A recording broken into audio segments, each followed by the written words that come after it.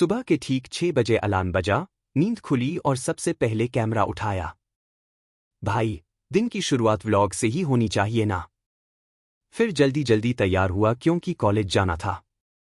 पहला लेक्चर था CNC machine का। कुछ समझ आया, कुछ नहीं, लेकिन क्लास तो अटेंड करनी ही थी।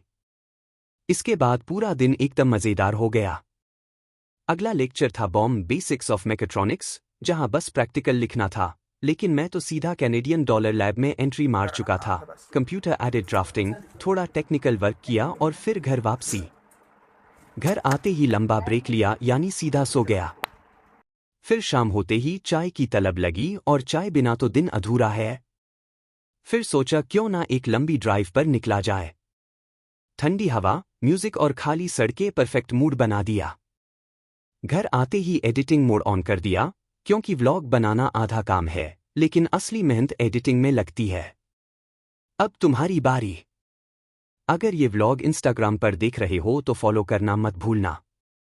और अगर यूट्यूब पर देख रहे हो तो सब्सक्राइब जरूर करो। कमेंट में बताओ तुम्हारा दिन कैसा रहा।